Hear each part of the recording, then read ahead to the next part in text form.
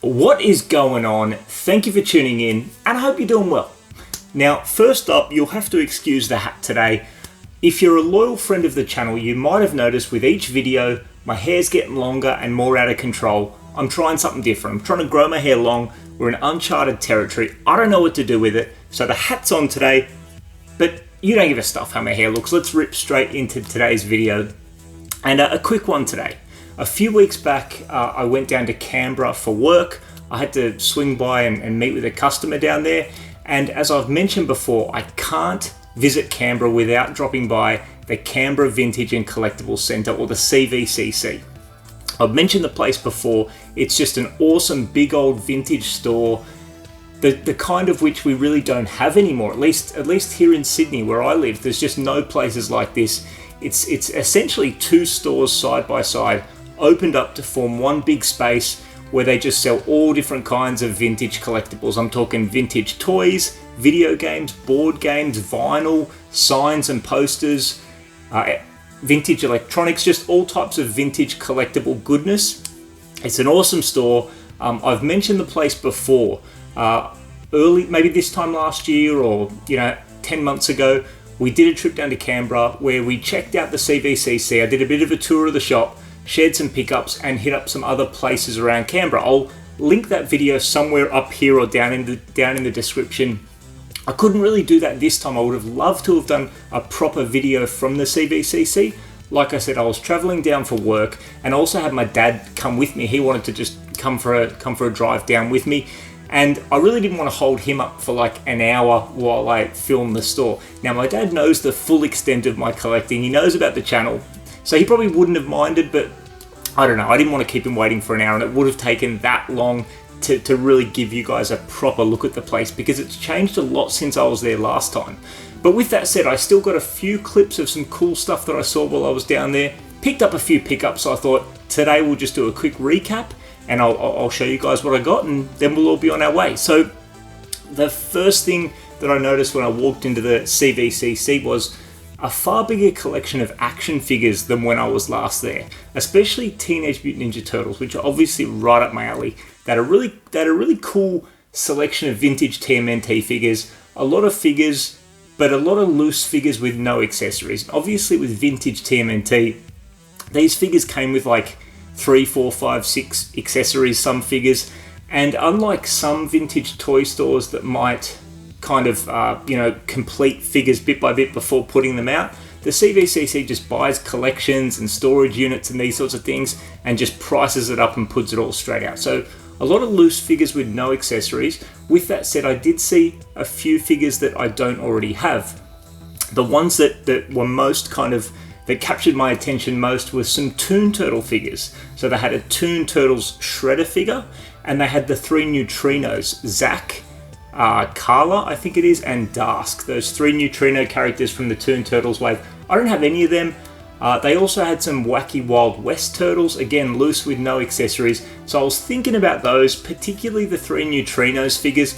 But I've mentioned before that when it comes to vintage turtles, I am trying to hold out to find complete or near complete figures where I think that there's a chance that might happen. In the case of the Neutrinos, I think if I wait long enough and stay patient, I will eventually find them. But that Toon Turtle Shredder, I could not walk on by without picking that up. So that was my first pickup from the CVCC. We've got, I believe, the 1991 or 1992. What do we got? Look, it's obviously a repaint of the 88 Shredder, so it just says 1988 on the back. It's not re-stamped.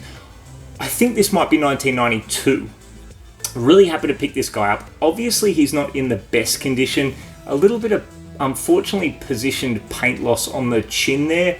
But aside from that, he's pretty nice. And like I said, I couldn't not pick this guy up. In the years that I've been collecting, obviously with a strong focus on vintage turtles, I've literally never seen this guy.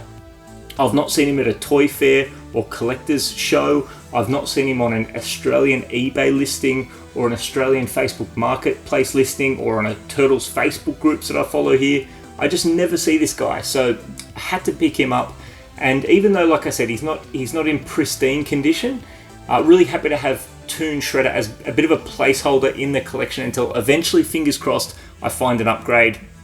or I find his accessories to complete him. But like I mentioned, just a straight repaint of the 88 Shredder, as opposed to the other figures in the Toon Turtles wave that got, you know, a full resculpt along the lines of the Toon kind of, you know, look and feel of the characters. This is just a straight up repaint, but in my opinion, this is really how Shredder should have looked in the 88 wave, where, you know, I grew up absolutely loving the animated series, and obviously we've got him here in his animated series colors. So instead of being oddly bare-chested, you know, he's got his grey outfit underneath the purple cape. Instead of having that weird blue and purple paint scheme here, it's all black and silver. I think this figure looks just awesome, and like I said, hopefully I can find an upgrade soon enough, but for now I'm just really happy to have any version of Toon Shredder in the collection. And the other vintage TMNT figure that I picked up from the CVCC was this awesome Head Droppin' Mikey figure. So a couple of videos ago, when I did my latest batch of vintage TMNT action figure pickups, we had a look at Head Droppin' Donnie, my first head dropping turtle. Like I mentioned then, I love the concept behind the action feature, very much playing on the, you know, the kind of abilities of a turtle. It works really nicely in this instance. You know, head clicks down into place, squeeze the legs together, and up the head comes. And I mentioned when I spoke about Head Droppin' Donnie that he looks a little bit funny to look at because he's got quite a small head on broad shoulders, so it can obviously fit down into his torso. A fun face sculpt, something a little bit different there with the teeth and the tongue out, but just a cool figure. So Head Droppin' Donnie has a mate in Head Droppin' Mikey, and this time we've got him with a couple of accessories. So we've got a periscope accessory here, which, you know, makes a lot of sense with the Head Droppin' action feature. And then we have this really cool pizza box lid accessory, which has a really nice decal there, a nice shape, nice bright colors. And the pizza box lid is sculpted so that it kind of sits on top of Mikey's head when his head's down, so we can display it like that. So pretty cool to you know, swing by the CVCC and get a couple of vintage TMNT action figures that I've been looking for. Now, aside from the TMNT, the CVCC's got an awesome selection of retro video games. So we're talking classic Sega and Nintendo consoles, cartridge-based games like loose cartridges, also boxed video games, and also other, you know, retro games like, you know, the vintage Nintendo Game & Watch units, and some like 90s Tiger handheld gaming systems, bright colors, all that good stuff. Definitely want to add a couple of those colorful early 90s Tiger handhelds to my collection that are kind of themed with movies that I like, or, you know, toy lines that I grew up on. Now, I didn't end up picking up any video games from the CVCC. When it comes to video games, I'm not really going all out to just add games to the collection for the sake of it. Like, there's like a short list of really nostalgic Super Nintendo games that I'm trying to tick off when I see them. A couple of Game Boy games, and eventually I do want to get a Sega Master System 2, because that was my first console growing up. Had a bit of a look around, didn't see anything in the gaming space that I needed, but still really cool to see the CVCC's collection of retro games. If you're in the, you know, Greater Sydney or Canberra, or even as far south as Melbourne, if you're in that area and you are a retro vintage video game collector, I definitely suggest checking the CVCC out. I follow the guys from the CVCC on YouTube and also other social media, and they shared some videos around a storage unit find that they had a couple of months ago, where they you know, they essentially, I guess, I'm assuming they won a storage unit at auction, unclaimed storage unit, and they just picked up a stack of old cartridge-based games, like boxed video games, you know, Game Boy games, Super Nintendo, some more modern stuff as well, and it was pretty insane. So I'm obviously more action figures first, with, you know, retro video game and VHS and those sorts of things kind of being a little bit secondary to that. But if the focus of your collection is retro video games, the CVCC is definitely the place for you. So that was interesting to see. And what else did we have? One thing that really caught my attention when I walked in was a boxed vintage AFX slot car set, the Thunderloop Thriller. Now, I've mentioned my memories and nostalgia for the Thunderloop Thriller in a previous video. At the start of last year, I did a video where I shared some Grail slot car sets that I picked up at a flea market, and they were a bit of a bust in the end, because as stoked as I was with the price, and just, you know, with just to see those sets again, which I've still got in my collection, they didn't work. They weren't complete. When I went to put them all together, even the one that was complete had no power going to it. On that note, I got some awesome feedback and advice in the comments of that video, so the story's not over with that, but it just makes me want to think twice before, in the case of the Thunderloop Thriller set, like spending $100 or more, I believe it was, for a set that I don't know for sure that it's going to work, because on the box it did say that either, I think it was the pickups on the cars themselves needed replacing, so I knew that there was some work involved with getting that going. So I decided not to pull the trigger, but super nostalgic to see that. And there was just some other like general vintage toy goodness as well. Some other random action figure lines that I saw that were pretty cool to see. But the other toy item that stood out to me was some Mighty Max sets. Now I've been, you know, slowly picking up some Mighty Max sets in the last couple of months. And there's a couple of sets that I'm still looking to get my hands on, and I saw those sets on display at the CVCC, but once the boys opened up the cabinets for me and I went and had a look, just like the Turtles, a lot of them were incomplete. And when it comes to Mighty Max, I'm specifically only trying to pick up complete Mighty Max sets, unless of course it's a bulk lot for a really good price.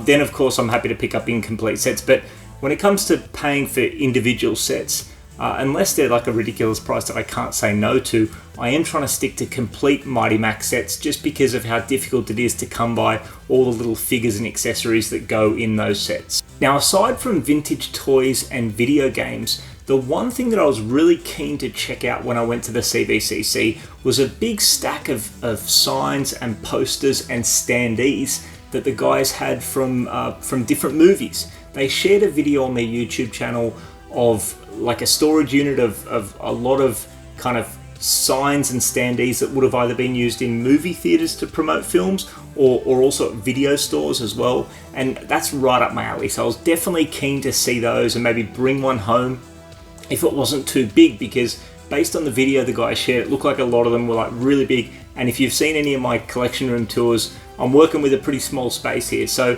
I was hoping that they were going to be all out on display so I could kind of pick through and find one that would kind of be suitable for my collection.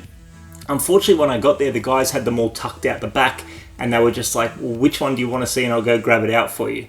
Now, the ones that I saw in the video that I remembered weren't too big were a couple of Bill and Ted's signs and standees. So there was one for Bill and Ted's Excellent Adventure, and there was one for Bill and Ted's Bogus Journey. So one of the boys went out the back and grabbed them out for me, and as soon as I saw them, the bright colours, just the nostalgia, I knew that one of them was coming home with me, especially because they only wanted $50 on each, and we're talking about like video store or movie theatre history here, so I thought that that was a reasonable price, and it was just a case of picking which one. Now, the Bill and Ted's Bogus Journey one was more of just a standard poster.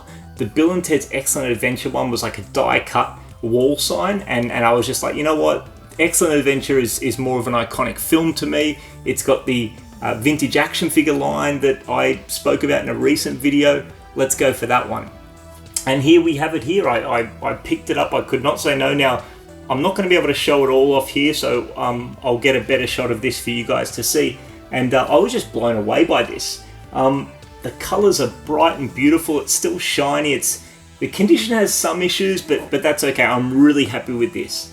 But it wasn't until I got it home that I started to, I don't want to say regret picking it up, because I'm still stoked to have it in my collection, but just logistically I'm not quite sure what I'm going to do with this, and I'm hoping that someone watching this maybe has an idea for me, because it wasn't until after I said yes, I'll take it, that I realized that it's actually like a video store window display. So you can see here it's got some suction caps here where this would have been stuck up to the, you know, the window of a video store facing the street, where, you know, it kind of promotes the movie to the outside, you know, foot traffic, but also to the inside of the store. Now, I'm not quite sure if I'm going to be able to frame this without cutting out these suction caps, which I don't really want to do, because obviously it's, you know, it's a big part of the sign. So I just need to, and look, the other thing is the condition has some issues, particularly like down here is all fine, but particularly up here where we've got the guy's arms. It's obviously fragile parts, so we've got some creasing and some folds at the hands here. Poor old Bill S. Preston's missing a finger, but that's not the end of the world. But it's obvious that this needs to go into a frame or a shadow box or some way to kind of keep it flat and preserved, but still have it up on the wall, you know, where I can display it, and it can be just a really nice piece that complements the VHS, but also the toys. So yeah, if anyone has any ideas, do let me know, because right now it's just sitting on the floor of the collection room, and I don't have any floor space to give up. So hoping that there's some suggestions from you guys. But that's it for the pickups from the CVCC. We've got the 2 vintage TMNT figures. We've got the Bill and Ted's Excellent Adventure piece of video store history, which I'm stoked with, but just need to work out how I'm going to display this properly. But all in all, a really good trip. Thanks as always to the boys from the CVCC. They always look after me. And like I said, if you're within a couple of hours of Canberra and you love all this sort of vintage toys, video games and other collectibles, you've got to go check it out. It's an awesome place. And also go check it out if you collect Funko Pops. They've got a massive range of Funko Pops at the CVCC. Pops aren't really my thing, but you can't not respect the size of the range they have there. So well worth checking out if Pops are your thing. That's it for the CVCC, but before I let you go, I took a little side quest on the journey back to Sydney that I just thought I'd share with you very quickly. Now, I don't know about you guys, but when I'm doing road trips, I love, especially if I've got company and I have my dad with me, I love breaking it up with like a roadside attraction, a roadside pit stop, and just small little historical towns on the way. And that's exactly what we stopped at on the way home. A really cool heritage town between Canberra and Sydney. It's got nothing to do with toys and collecting, except for the fact that the town is called Collector.